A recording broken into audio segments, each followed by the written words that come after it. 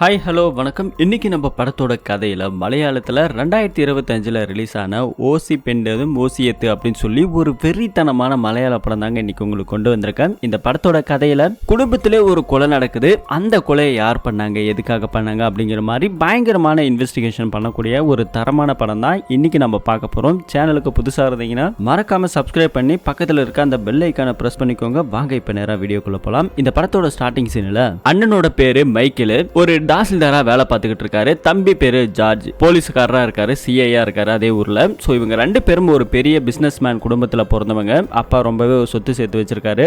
இவங்க கவர்மெண்ட் வேலையில இருந்தாலுமே கூட இவங்களும் சொந்தமா பிசினஸ் பண்ணணும்னு சொல்லி ஒரு பெரிய அபார்ட்மெண்ட்டை கட்டணும்னு சொல்லி பிளான் பண்ணிருக்காங்க. சோ அந்த கட்டுற இடத்துல இப்ப நிறைய தண்ணி தேங்கி நிக்கிறதால பில்டிங்கை கட்ட முடியாம பயங்கர லாஸ்ல போயிடுச்சு. கிட்டத்தட்ட 1.5 கோடிக்கு இப்ப செலவே இருக்கு. அதுக்கான பணத்தை போட்டாதான் அடுத்த வேலையே ஸ்டார்ட் ஆகும் அப்படிங்கிற மாதிரி ஒரு நிலைமையில இவங்க ரெண்டு பேர் இருக்காங்க. அண்ணங்காரன் தான் இந்த பிளான் எல்லாம் போட்டு கொடுத்தான். தம்பிக்காரன் பயங்கர கடுப்பாக்குறான். பேசி முடிச்சதுக்கு அப்புறம் வெளியே வந்து பார்த்தா கார் டயர் கூட பஞ்சர் ஆகுது. இப்படி நமக்கு சோதனை மேல சோதனை வருதுன்னு சொல்லி பயங்கர கடுப்புல இருக்க. அப்படியே இன்னொருத்தரை காமிக்கிறாங்க. இந்த அண்ணன் தம்பி ரெண்டு பேரும் காமிச்சாங்க இல்லையா, அவங்களோட தம்பி தான் இவன். மூணாவதா ஒருத்தர் இருக்கான். இவரோட பேரு ராயி. ஃபாரஸ்ட் டிபார்ட்மெண்ட்ல இருக்கிற ஒரு ஆளு. அப்பப்ப ஃபாரஸ்ட்டுக்கு போறது, புது புது விலங்குகள் இந்த பக்கம் ஊருக்குள்ள வருதா அப்படிங்கிற மாதிரி செக் பண்ணிக்கிட்டு இருக்காங்க. இப்ப இந்த ஒட்டுமொத்த ஃபேமிலியுமே ஒரு இடத்துல காமிக்கிறாங்க. இந்த அண்ணன் தம்பி 3 பேர் இருக்காங்களே, இவங்களோட அம்மா சின்ன வயசுல இறந்து போயிட்டாங்க. சோ அவங்களோட நினைவு நாளை கொண்டாடுறதுக்காக தான் இங்க ஒட்டுமொத்த ஃபேமிலியுமே வந்திருக்கு. எல்லாருக்குமே கல்யாணம் ஆயிடுச்சு. ஆனா இந்த ராய் கடைசி ஆளுக்கு மட்டும் கல்யாணம் ஆகல. அன்னைக்கு எல்லாருமே சாமி கும்பிட்டதுக்கு அப்புறம் பக்கத்துல ஒரு ஓடை மாதிரி இருக்கு. அங்க நின்று நம்ம ராயோட அண்ணனுங்க ரெண்டு பேரும் ராய் எல்லாருமே ஜாலியா குளிச்சுக்கிட்டு இருக்காங்க. அப்ப நம்ம மூணாவது ஆளு கடைக்குட்டி சிங்கர் இருக்காரு இல்லையா ராய், அவரு ஒரு பொண்ணை லவ் பண்றாரு. அப்பப்ப வந்துட்டு ஃபாரஸ்ட்ல இருந்து இங்க வரும்போது அந்த பொண்ணை பாக்குறது பேசுறது இப்படின்னு எல்லா விஷயமும் அண்ணனுங்களுக்கு தெரியும். சீக்கிரம் சட்டுப்பட்டுன்னு கல்யாணத்தை பண்ணடா தம்பி எங்களை மாதிரி அப்படின்னு சொல்லி இவங்க எல்லாம் பேசிக்கிட்டு இருக்க. சாப்பிடுறதுக்காக இப்ப ஒட்டுமொத்த ஃபேமிலி போயிட்டு ஒன்னா சாப்பிடுறாங்க. அப்ப அப்பா மட்டும்தான் இந்த வீட்டுல தனியா இருக்காரு. எல்லா பிசினஸும் பண்றாங்க. ஏலக்காய் பிசினஸ்ங்கிறது இவங்களுக்கு ரொம்பவே ஒரு ஃபேமஸான பிசினஸ். அதை தான் அப்பாவும் பாத்துக்கிட்டு இருக்காரு. அப்போ சாப்பிட்டுட்டு இருக்கும்போது அண்ணகாரன் இருக்காரு இல்லையா தாசில்தார், ஏன்பா இங்க நின்று தனியா நீங்க கஷ்டப்பட்டுக்கிட்டு இருக்கீங்க, பேசாம என் வீட்டுக்கு வாங்க, இல்ல தம்பி வீட்டுக்கு போங்க, இப்படி ஒண்டியில நீ ஏன் கஷ்டப்படுறீங்க, நீங்க தான் நிறைய சம்பாரிச்சிட்டீங்களே, கொஞ்சமாவது ரெஸ்ட் எடுத்துக்கீங்களா அப்படின்னு சொல்லும் போது அப்பாக்காரு கணிச்சுக்கிறாரு. ஏண்டா என்னடா புதுசா அப்பா மேல உங்களுக்கு எல்லாம் பாசம் பொத்துக்கிட்டு வந்துருச்சு அப்படின்னு கொஞ்சம் கோவப்படுற மாதிரி பேசுறாரு. ஏதாவது சொத்துக்கிட்டு வேணுமாடா, ஏதாவது பங்கு இங்கு வேணுமாடான்னு அவர் ஓப்பனா கேட்க ஆரம்பிக்கிறாரு. அதே நேரத்தில் அந்த அண்ணங்காரனும் இல்லப்பா அதெல்லாம் இல்லப்பா உங்க மேல இருக்க அக்கறையில தான் சொன்னு சொல்லும்போது பொண்டாட்டிக்காரி முறைச்சு பார்த்துக்கிட்டு இருக்கிறான். சோ இவருக்கு சொத்துல ஏதாவது பிரிச்சு கொடுத்தா இந்த பிசினஸ் கொஞ்சம் அடுத்த லெவலுக்கு கொண்டு போலாம் இல்லையா, அதுக்காக ஒரு பிளான போட்டாரு. ஆனா அப்பாவோட பேச்ச மீறி இவரால எதுவும் பேச முடியல. அடுத்து வீட்டுக்கெல்லாம் கிளம்பி அவங்க வீட்டுக்கு போறாங்க. அடுத்து வீட்டுல தான் காமிக்கிறாங்க. அண்ணங்காரன் அந்த இடத்துல அந்த மாதிரி பேசுனதால பொண்டாட்டிக்காரி பயங்கர கோபத்துல இருக்கா. எவ்வளவு நாள் தான் நீங்க இப்படியே இருக்கீங்கன்னு நான் பாக்குறேன், ஒழுங்கா வேலைக்கு போயிட்டு இருக்கிறத வச்சாது சந்தோஷமா இருந்திருக்கலாம், பிசினஸ் பண்றேன் அதை பண்றேன் சொல்லி இருந்த பணத்தை எல்லாத்தையும் லாஸ்ட்ல போட்டு இன்னைக்கு நாங்க ரொம்ப கஷ்டப்பட்டுக்கிட்டு இருக்கோம் அப்படின்னு ஒரு கட்டத்துல பொண்டாட்டி திட்டிக்கிட்டு இருக்கா. இங்க அந்த ஏலக்காய் தோட்டம் தான் காமிக்கிறாங்க. அந்த வயசானவர் அங்க இருக்காரு. அவரை பாக்குறதுக்காக ஆட்டோல இருந்து ஒருத்தர் இறங்கி வராரு. இறந்து போன அவங்களோட மனைவியோட தம்பி இவரு. சோ மச்சாங்காரன் இவருக்கு பொண்ணுக்கு ஏதோ கல்யாணம் வச்சிருக்காராம். இவர் தான் கொஞ்சம் வசதி வாய்ப்பா இருக்காரு இல்லையா, பொண்ணோட கல்யாணத்துக்கு ஒரு 5 லட்சமோ 10 லட்சமோ கொடுத்தீங்கன்னா கொஞ்சம் நல்லபடியா கல்யாணத்தை முடிப்பேன் அப்படின்னு சொல்லும்போது, ஏண்டா யாருக்கிட்ட வந்து எங்கடா பணத்தை கேட்கிற, ஒரு சல்லி பைசா கூட உனக்குலாம் கிடைக்காது, கிளம்புடா அப்படின்னு சொல்லி ஒரு பக்கம் திட்டி அனுப்பிச்சு விட்டுறாரு. அப்படிலாம் முடியாது, எங்க அக்காவுக்கு சட்டப்படி இதுல கொஞ்சம் சொத்து இருக்கு இல்லையா, அதை அது பிரிச்சு கொடுங்கன்னு கேட்கிறான். யாருக்கிட்ட வந்து யாருக்கிட்டடா சொத்து கேட்கிற, அதெல்லாம் ஒண்ணு கிடையாது போடா அப்படி சொல்லி விரட்டி விட்டுறாரு. இந்த வயசானவர் கூட ஒரு வக்கீல் இருக்காரு. அவரு நம்ம வயசானவர்கிட்ட என்னதான் இருந்தாலும் உன் பொண்டாட்டியோட தம்பி இல்லையா, ஏதாவது பார்த்து செய்யலாம் இல்லையா அப்படின்னு சொல்லி கேட்டா, ஏதாவது செய்யணுங்கிற ஆசை எனக்கு இருக்குதான், ஆனா அவன் எவ்வளவு அதிகாரமா வந்து கேட்கறான் பாரு அப்படின்னு ஒரு பக்கம் இவரு திட்டிட்டு இருக்கிறாரு. அப்படியே கட் பண்ணா இந்த பக்கத்துல அண்ணங்கார மைக்கில காமிக்கிறாங்க. ஒரு இல்லீகலா நடத்துறதுக்காக ஒரு கல்குவாரி ஓனர் ஒருத்தர் வந்திருக்காரு. அந்த இடத்துக்கெல்லாம் கல்குவாரியோட பர்மிஷன் எல்லாம் கொடுக்க கூடாது அப்படிங்கிற மாதிரி கொஞ்சம் நேர்மையா பேசிட்டு இருக்காரு. எவ்வளவு பணம் வேணாலும் கொடுக்கறேன்னு தான் சொல்றானுங்க. பணம் கிடைக்குதேன்னு ஆசைப்பட்டு அந்த மாதிரியான தப்பான காரியத்துக்கு போற ஆளுங்க இவங்க கிடையாது. இந்த அளவுல நேர்மையான இருக்கிற ஒரு அதிகாரிங்க தான். அதே இடத்துல ராய காட்டுறாங்க. அவனோட காதலியை பாக்குறதுக்காக அவங்களோட வீட்டுக்கு போயிருக்காங்க. ரொம்ப நாள் கழிச்சு பாக்குறதால ஜாலியா நின்று பேசிக்கிட்டு இருக்க. அந்த பொண்ணோட அப்பாக்கும் இந்த விஷயம் கொஞ்சம் கொஞ்சம் தெரியுது. அவங்க கிட்ட பேசிட்டு இருக்கும்போது பக்கத்துல ஏதோ ஒரு கல்குவாரி இல்லீகலா மைன்ஸ் எல்லாம் எடுத்துட்டு போயிட்டு ஏதோ கடத்தல் பண்ணிக்கிட்டு இருக்காங்க அப்படிங்கிற மாதிரி பேசிக்கிட்டு இருக்காங்க. இன்னொரு சீன்ல நம்ம அண்ணன் தம்பி ரெண்டு பத்தி காமிக்கிறாங்க.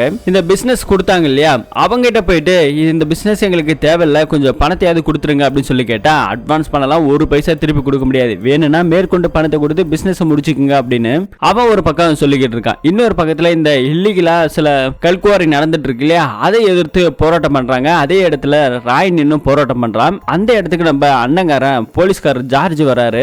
தம்பி தானே சரின்னு வீட்டுக்கு அனுப்பாம அதே இடத்துல அடிச்சு போராட்டத்துல கலைஞடா, எதுவா இருந்தாலும் நாங்க பாத்துக்கிறோம், எந்த பர்மிஷன் கொடுக்கலன்னு சொல்லி தம்பியவே அடிச்சு ஜீப்ல தூக்கி போட்டுட்டு போறானுங்க. போகும்போது அண்ணங்காரன் ரொம்பவே வருத்தப்படுறாரு. ஏன்டா இப்படி எல்லாம் பண்ற, எதுக்கு அவனுக்கு இந்த தேவையில்லாத வேலை, ஒழுங்கா வீட்டுக்கு போ, எது மனசுல வச்சுக்காதுன்னு சொல்லி பாதியில இறக்கி விட்டுட்டு போறாரு. அண்ணன் தானே அடிச்சாரு அப்படிங்கிறது இவருக்கு எந்த கோவமும் இல்ல. இப்போ ராய் இருக்காரு இல்லையா, அவரு காதலியோட ஜாலியா ஊரெல்லாம் சுத்திக்கிட்டு இருக்காரு. அந்த பொண்ணு படிச்சுக்கிட்டு இருக்கா. காலேஜ்ல போறதுக்காக ஹாஸ்டலுக்கும் கூட போயிட்டு விட்டுட்டு வரதா சொல்லி ரெண்டு பேரும் பஸ்ல ஜாலியா பேசிக்கிட்டு லவ் பண்ணிக்கிட்டு காலேஜ்ல போய் ஒரு வழியா விட்டுட்டு திரும்பவும் அங்க இருந்து கிளம்பலான்னு பஸ் ஸ்டாப்புக்கு வராரு. அப்ப எதர்ச்சியா மாமங்காரனா பாத்துறாரு. தன்னோட தாய் மாமனை பார்த்துட்டு என்ன மாமா எப்படி இருக்கீங்கன்னு சொல்லி பேசிட்டு இருக்கும்போது அவரோட பொண்ணுக்கு கல்யாணம் வச்சிருக்கிறதால கல்யாண வேலையை கொஞ்சம் போறோம்னு சொல்லி அந்த பொண்ணை பஸ் ஏத்தி விட்டுட்டு இவர் கூட ராய் கூட கொஞ்சம் தனியா பேசணுன்றதுக்காக வந்து பேசிக்கிட்டு இருக்காரு. இந்த மாதிரி நான் அப்பா கிட்ட போயிட்டு பணம் கேட்டேன், ஆனா அவர் என்ன இந்த மாதிரி எல்லாம் சொல்லிட்டாரு, நீ ஏதாவது கொஞ்சம் ஏற்பாடு பண்ண தர முடியுமான்னு சொல்லி கேட்கிறாரு. ராயும் சரி மாமா அதுல என்ன இருக்கு, நான் அந்த 5 லட்சம் ரூபாய் ரெடி பண்ணி கொடுக்குறேன் அப்படின்னு சொல்லி ராய் இங்க வாக்கு கொடுத்துறாரு.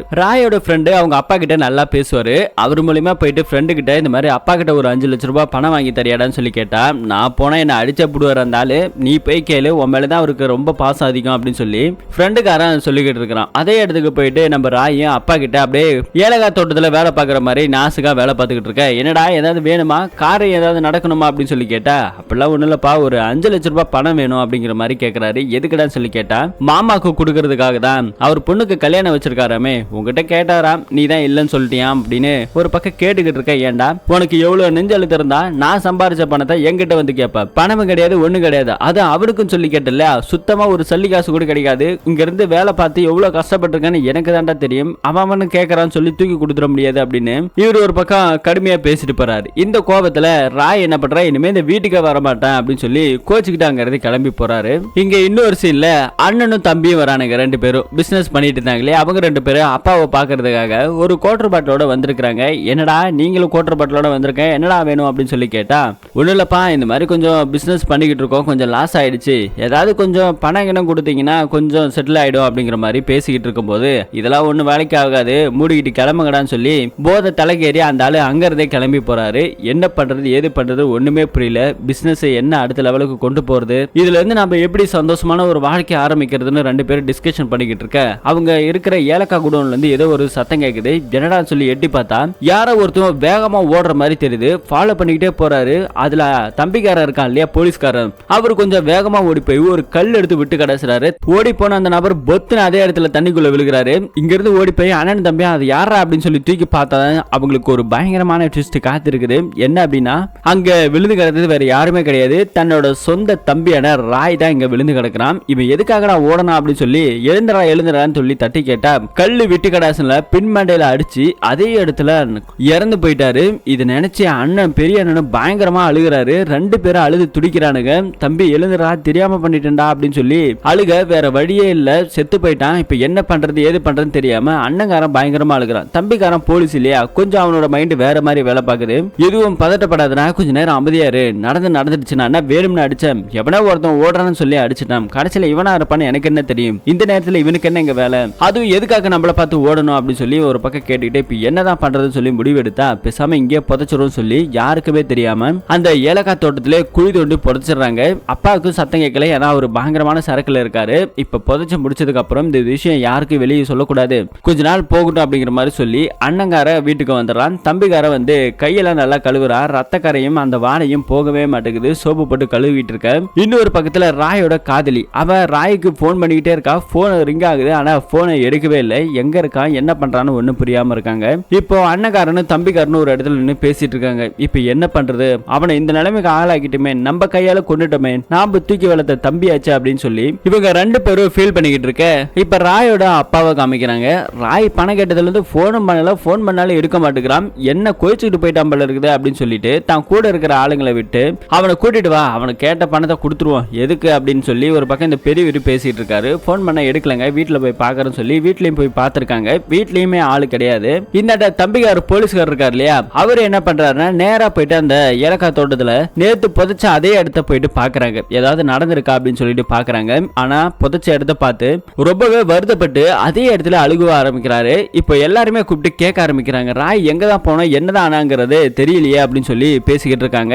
எங்க இருந்தாலும் அவனை கண்டுபிடிச்சு சீக்கிரமா கூட்டுவாங்க, ஒருவேளை ஃபாரஸ்ட்டுக்கு தான் போயிருப்பான் அப்படிங்கிற மாதிரி எல்லாம் சொல்லிக்கிட்டு இருக்காரு அவர் அப்பா. சரி கூட்டு வந்துடும் அப்படின்னு சொல்லி எல்லாரும் கிளம்பி போற அடுத்த நிமிஷம் பார்த்தா இங்க இன்னொரு பயங்கரமான ட்விஸ்ட் ஆயிடுச்சுங்க. அந்த பெரியவர் இருக்கார் இல்லையா, அவர் இப்ப மாரடைப்புல இறந்து போயிட்டாரு. சோ எல்லாருமே வந்திருக்காங்க. ஆனா நம்ம ராய் மட்டும் காணன்னு சொல்லிட்டு சொந்தக்காரங்க எல்லாருமே அண்ணன் கிட்ட கேட்க ஆரம்பிச்சிட்டாங்க. எங்கடா உங்க தம்பி ராய காணாம, அப்பா இறந்து கிடக்குறாரு, டெத்துக்கு கூட வராம அப்படி அந்த ஃபாரஸ்ட்ல என்னடா பண்றா அப்படின்னு சொல்லி கேட்டா, இல்லப்பா நாங்களும் போன் பண்ணிருக்கோம், போனே எடுக்க மாட்டேங்கிறான், ரிங்கு போகுது, என்ன ஆச்சு ஏதாச்சுன்னு எங்களுக்கு ஒண்ணும் தெரியல, ஏதோ அப்பா கிட்ட போயிட்டு பணம் கேட்டதா சொல்லிக்கிட்டு இருக்காங்க அப்படின்னு இவங்கள ஒரு பக்கம் பேசிட்டு இருக்க. பணமாடா முக்கியம், அப்பா இறந்து கிடக்குறான், அப்பனோட பணத்தை பாக்குறது கூட வரது இல்லையா அப்படின்னு சொல்லி எல்லாரும் திட்டிட்டு இருக்காங்க. ஆனா கடைசி வரைக்கும் ராய் வரவே இல்லை. ஆனா அண்ணனும் தம்பிக்கு மட்டும்தான் தெரியும். அண்ணங்காரன் வேற பயங்கரமா அழுதுகிட்டு இருக்கான். நீ மட்டும் அழுது எழுதி ஏதாவது சொதப்பிடாத, எதுவா இருந்தாலும் நம்ம பாத்துக்கிறோம் அப்படின்னு சொல்லிட்டு ஒரு சிகரெட்டை பத்த வச்சு அண்ணன் கையில கொடுக்குறாரு. அடுத்த நாள் காலைல வரைக்கும் பார்த்துட்டாங்க, ராய் வரல. இறுதி அஞ்சலியை சிறப்பா செஞ்சு முடிப்போம்னு சொல்லிட்டு அவருக்கு நடக்க வேண்டிய ஈமச்சடங்கு எல்லாமே நல்லபடியா செஞ்சு முடிக்கிறாங்க. அடுத்த நாள் காலையில ராயோட ரிலேட்டிவ்ஸ் எல்லாமே ராய்க்கு போன் அடிக்கிறாங்க. ஆனா போன் எந்த ஒரு ரெஸ்பான்ஸுமே இல்ல. அப்போ போலீஸ்காரர் தானே அண்ணன், ஏண்டா நீ ஒரு போலீஸ்காரர் தானே, உன் தம்பி எங்கடா போயிட்டான் கண்டுபிடியாண்டா அப்படின்னு சொல்லி எல்லாரும் சொல்லிக்கிட்டு இருக்காங்க. கண்டிப்பா இது பத்தின கேஸும் கொடுத்து கண்டுபிடிப்பேன் அப்படின்னு ஒரு பக்கம் பேசிக்கிட்டு இருக்காங்க. அந்த பிசினஸ்க்காக அட்வான்ஸ் கொடுத்தாங்க இல்லையா, அவங்ககிட்ட இப்ப எங்களோட குடும்ப சூழ்நிலை ரொம்ப மோசமா இருக்கு, தயவு செஞ்சு எங்களுக்கு இந்த பிசினஸ் வேணாம், எல்லாத்தையும் நீங்க வச்சுக்கோங்க, நாங்க கொடுத்த பணத்தை மட்டுமாவது கொடுங்க அப்படின்னு சொல்லி கேட்டா, இதை பாருங்க நாங்க அன்னில இருந்து இன்னைக்கு வரைக்கும் ஒன்னதான் சொல்லுவோம், அட்வான்ஸ் எல்லாம் கொடுக்க முடியாது, வேணான்னாக்கா இந்த பிசினஸ் விட்டுட்டு நீங்க அப்படியே உங்க வேலையை பாருங்க அப்படின்னு சொல்றான். இதுல அண்ணங்காரன் பயங்கர கடுப்பாயி அவனை அடிக்க போறான். சமாதானப்படுத்தி இந்த பக்கம் கூட்டிட்டு வராங்க. கூட்டிட்டு வந்து வீட்டுக்குள்ள ட்ரிங்க்ஸ் எல்லாம் போட்டுக்கிட்டு இருக்காங்க. அப்பா கூட ஒருத்தர் இருந்தார் இல்லையா, அவர்கிட்ட சொல்லி இந்த சொத்தெல்லாம் யார் பேர்ல இருக்கு கொஞ்சம் பிரிக்கணும், கொஞ்சம் கஷ்டமா இருக்கு அப்படின்னு சொல்லி அடுத்த நாள் காலையில அவங்க அப்பா கூட ஒரு வக்கீல் இருந்திருப்பாரு, அந்த வக்கீல இங்க கூட்டு வந்து எல்லாரும் பேசுறாங்க. அவர்கிட்ட ஒரு பத்திரம் இருந்திருக்கு, அவங்க அப்பாவோட தான் எழுதி வச்சிருப்பாரு, அது ஒரு உயில் பத்திரம். அந்த உயில் பத்திரத்தை இப்ப படிக்க ஆரம்பிக்கிறாங்க. சார் அதெல்லாம் படிச்சுக்கிட்டு இருக்கலாம், டைம் கிடையாது, டைரக்டா பாயிண்ட்டுக்கு வாங்கன்னு சொல்லும்போது இந்த உயில் பத்திரம் ராய் மேலதான் எழுதி இருக்குது. அதாவது உங்க அப்பா இறந்து போனதுக்கு அப்புறம் இருக்கிற ஒட்டுமொத்த சொத்தும் தன்னோட கடைசி மகனான ராய்க்கு போய் சேரணும் அப்படின்னு சொல்லி அவர் உயில் எழுதி வச்சிருக்காருப்பா அப்படின்னு சொல்லிட்டு இருக்காரு. இதை கேட்ட உடனே அண்ணனுக்கு தம்பிக்கும் பயங்கர ஷாக் ஆகுது. என்னடா இந்த கிழமை இப்படி பண்ணி வச்சிட்டானே அப்படின்னு சொல்லி மனசுக்குள்ள நினைச்சிட்டு இருக்க. இப்ப இதுக்கு என்னதான் சார் வழின்னு சொல்லி கேட்டா, ஒன்னு ராய் வந்து உங்களுக்கா ஏதாவது கொடுத்தா செல்லுபடியாகும், இல்லனா ராய் தான் வந்தாகணும் அப்படிங்கிற மாதிரி ஒரு கட்டம் பேசிக்கிட்டு இருக்காங்க. ஒருவேளை ராய் இறந்து போனதுக்கு அப்புறம் வேணாம், அடுத்த நீங்க வாரிசா இருக்கீங்க இல்லையா, உங்களுக்கு இந்த சொத்து போய் சேரும் அப்படின்னு சொல்லி அந்த வக்கீல் கொஞ்சம் டீட்டெயிலா சொல்லிக்கிட்டு இருக்காரு. என்ன பண்றது ஏது பண்றதுன்னு ஒண்ணு புரியாம குழப்பத்துல இருக்கிறாங்க. இப்ப அண்ணன் தம்பி ஒரு இடத்துல கூடி நின்று பேசிக்கிட்டு இருக்காங்க. அப்போ அண்ணங்கார வேற எப்ப பாரு அழுதுகிட்டே இருக்கான் இல்லையா, பேசாம இந்த விஷயத்தை நான் வெளியே சொல்லிட்டா அப்படின்னு ஒரு பக்கம் சொல்லிக்கிட்டு இருக்கும்போது தம்பிக்கார இதை பாரு, என்ன மாட்டி விட்டுட்டு நீ சந்தோஷமா இருக்குன்னு நினைச்சேன்னு வச்சுக்கோயேன், நான் உள்ள போனாக்கா இந்த கொலைக்கான காரணம், கொலை பண்ண சொன்னதுக்கான காரணம் நீதான் சொல்லி நான் மாட்டி விடுவா அப்படின்னு ஒருத்தன் மாத்தி ஒருத்தன் ஒவ்வொருத்த மேல பழிய போட்டுக்குவோம் அப்படின்னு சொல்லி மாட்டிட்டு கிடக்குறானுங்க. இப்ப இன்னொரு சீன்ல அந்த பெரிய அண்ணன் ட்ரிங்க்ஸ் எல்லாம் போட்டுட்டு வீட்டுல போயிட்டு படுக்க ஆரம்பிக்கிறான். ஆனா அவனோட குற்ற உணர்ச்சி தம்பியை இப்படி கொண்டுட்டு நம்மள இப்படி நாடகம் ஆடுறமே அவரால் ஏத்துக்க முடியல. அந்த அளவுக்கு தம்பி மேல பாசம் உள்ள ஆளு. கதவு தட்டுற மாதிரி ஏதோ சத்தம், கதவு திறந்து பார்த்தா இறந்து போன இப்ப ராய் இங்க வந்து நின்றுட்டு இருக்கான். என்னடா அப்படியே பயத்துல கத்திக்கிட்டு இருக்க. அவனோட பொண்டாட்டி வந்து பாக்குறான், யாருமே இல்ல. சோ இவருக்கு ஏதோ ஒண்ணு நடந்துருச்சு, என்ன ஆச்சு என்ன ஆச்சு அப்படின்னு சொல்லி கேட்டுக்கிட்டு இருக்கும் போது நடந்த கதை எல்லாத்தையுமே தன்னோட பொண்டாட்டி கிட்ட உண்மையை ஒத்துக்கிட்டாரு. இப்ப அவங்களுக்கு என்ன பண்றதுன்னு தெரியாம பயத்துல இருக்காங்க. இன்னொரு சீனை காமிக்கிறாங்க. இந்த கேஸை வந்துட்டு நம்ம ரெண்டாவது ஆளு போலீஸ்காரர் தான் விசாரிக்க சொல்லியிருக்காங்க இல்லையா. இப்ப ராயோட வீட்டுக்குலாம் வந்து செக் பண்ணி பாக்குறாங்க. அப்ப போன் அங்கதான் இருக்கு. போன் மட்டும் இங்க இருக்கு, ஆளை காணா சார் அப்படின்னு சொல்லி ஒரு பக்கம் தேடிக்கிட்டு இருக்காங்க. அடுத்தது அந்த போனை அதிகமா போன் பண்ணது ராயோட காதலி. அவங்களோட வீட்டுக்கு போயிட்டு சும்மா ஜெனரலா விசாரிக்கிற மாதிரி விசாரிச்சுட்டு போறாரு, ஏன்னா சந்தேகம் வந்துடக்கூடாது அப்படிங்கிறதுக்காக. அடுத்தது ராயோட ஃப்ரெண்ட் இருக்கான் இல்லையா, அவங்கிட்ட விசாரிச்சாலும் எனக்கு எது தெரியாது சார், ஏதோ அவங்க அப்பா கிட்ட பணம் கேட்க போறதா சொல்லி போனா அதுக்கப்புறம் என்ன நடந்துச்சு அப்படிங்கிற மாதிரி தெரியல அப்படின்னு சொல்லும்போது ஒழுங்கா உண்மை சொல்லு, பணமே அப்பா தரலன்னு சொன்னாரு, உனக்கு ஏதோ தெரியும் அப்படிங்கிற மாதிரி கேட்கும்போது தான் அவன் சில உண்மைகளை சொல்ல ஆரம்பிக்கிறான். இல்ல சார், ராயோட அப்பா அவனுக்கு பணம் தரலன்னு சொல்லிட்டு ஏலக்காய் தோட்டத்தில் இருக்கிற ஏலக்காவை அப்பப்ப திருடுவான், திருடி எடுத்துட்டு வந்து என்கிட்ட கொடுப்பான், நான் அதை வித்து கொடுப்பேன் அப்படின்னு இவன் உண்மையை சொல்லிட்டான். ஏன்னா அன்டைம்ல போன் பண்ணி இருக்காங்க, அன்டைம்ல உங்களுக்கு என்னடா போன்ல வேலை அப்படிங்கிற மாதிரி ட்ரேஸ்ஓவர் பண்ணிடுவோம், ஒழுங்கா உண்மையை சொல்லுன்னு சொல்லி கேட்டதுக்கு அப்புறம் தான் இந்த கதை எல்லாத்தையும் சொல்றான். இப்பதான் அண்ணங்காரனுக்கு புரிய வருது, நம்மளோட தம்பி ராய் பணத்துக்காக தான் இந்த மாதிரி பண்ணிருக்கான். ஒருவேளை அன்னைக்கு நைட்டு ஏலக்காய் திருடுறதுக்காக வந்திருப்பான், அன்னைக்கு அவன் ஓடும்போது தான் நம்ம அவனை அடிச்சிருக்கோம் அப்படிங்கிற மாதிரி அண்ணங்காரன் புரிஞ்சுக்கிறான். மனசுக்குள்ள யோசிச்சுக்கிட்டு அப்படியே போயிட்டு தன்னோட மேலதிகாரியை பாக்குறாரு. இந்த கேஸ் இனிமே நீங்க எடுத்து நடத்த வேண்டாம், சோ சொந்த தம்பியை ஒரு ரிலேட்டிவா நீங்க வந்துட்டு இன்வெஸ்டிகேஷன் பண்றது எனக்கு ரொம்ப சரியா படல, இந்த கேஸ் அப்படியே விட்டுருங்க, ஒரு லேடி ஒருத்தவங்களை போட்டிருக்க அவங்க விசாரிக்கிட்டோம் அப்படிங்கிற மாதிரி சொல்லிட்டாங்க.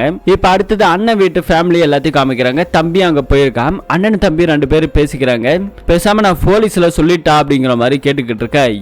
என்னையா பண்ற, ஏன் அப்படிலாம் தப்பா யோசிச்சுக்கிட்டு இருக்க, எதுவா இருந்தாலும் நான் பாத்துக்க மாட்டேனா, கொஞ்சம் பொறுமையாயிரு அப்படிங்கிற மாதிரி சொல்லிட்டு இவரு தம்பிக்காரங்கிறது கிளம்புறாரு. ஆனா அதுக்கு முன்னாடியே அண்ணனோட பொண்டாட்டி இருக்கா இல்லையா, அவ கோச்சுக்கிட்டு வீட்டை விட்டு வெளியே போயிட்டா. இனிமே கூட என்னால வாழ முடியாது, ஏன்னா சொத்து ஃபுல்லா தம்பி பேர்ல இருக்கு, ராய் பேர்ல இருக்கு, அதனால இனிமே இந்த குடும்பம் கடன்ல இருந்து மீண்டு வராதுன்னு சொல்லி அவங்க அம்மா வீட்டுக்கு பொண்டாட்டி கிளம்பி போயிட்டா. இது எல்லாத்தையும் மனசுல வச்சுக்கிட்டு தான் பண்றியா அப்படின்னு சொல்லி தம்பிக்கார அண்ணன் கிட்ட கேட்டா, அப்படிலாம் ஒண்ணும் கிடையாது அப்படிங்கிற மாதிரி சொல்லிட்டு இருக்கான். இதை பாரு, அமைதியாரு, அண்ணி கண்டிப்பா திரும்ப வருவாங்க, கொஞ்ச நாள்ல இது எல்லாத்தையும் சரி பண்ணலாம், வெயிட் பண்ணு அப்படிங்கிற மாதிரி சொல்லிக்கிட்டு இருக்காங்க. இப்போ புதுசா இந்த கேஸ் இன்வெஸ்டிகேஷன் பண்றதுக்காக ஒரு லேடியை போட்டிருந்தாங்க இல்லையா, அவங்க வந்து நம்ம ஜார்ஜ் போலீஸ் கிட்ட வந்துட்டு விசாரிக்கிறாங்க. விசாரிச்சது மட்டும் இல்லாம அந்த ஃபைல் எல்லாம் வாங்கிட்டு போறதுக்காக வந்திருக்காங்க. நீங்க கடைசியா எப்ப ராய பாத்தீங்கன்னு சொல்லும்போது, இந்த மாதிரி எங்க வீட்டுல அம்மாக்கு நினைவு நாள் வந்துச்சு, அப்ப பார்த்தோம், பார்த்துட்டு ஆத்துல குளிச்சுக்கிட்டு இருந்தோம் அப்படிங்கிற மாதிரி எல்லா கதையுமே சொல்லிக்கிட்டு இருக்காரு. அந்த பொண்ணு திருவி கேள்வி கேட்டுக்கிட்டு இருக்க. இதை பாருமா, எல்லா ரிப்போர்ட்டுமே இந்த ஃபைல்ல இருக்கு, எதுவா இருந்தாலும் படிச்சு தெரிஞ்சுக்கன்னு சொல்லி கொஞ்சம் மூஞ்ச காட்டி விட்டுறாரு. அந்த பொண்ணு சரிங்க சார், சாரி சார்னு சொல்லிட்டு அங்க இருந்து கிளம்பி போக ஆரம்பிக்கிறாங்க. இப்ப அடுத்து அந்த போலீஸ்கார அம்மா நேரா போயிட்டு வீட்டெல்லாம் நோட்டை விட்டுட்டு இருக்காங்க. அப்பாவோட வீட்டுல தான் இப்ப பெரிய அண்ணன் தங்கி இருக்காரு.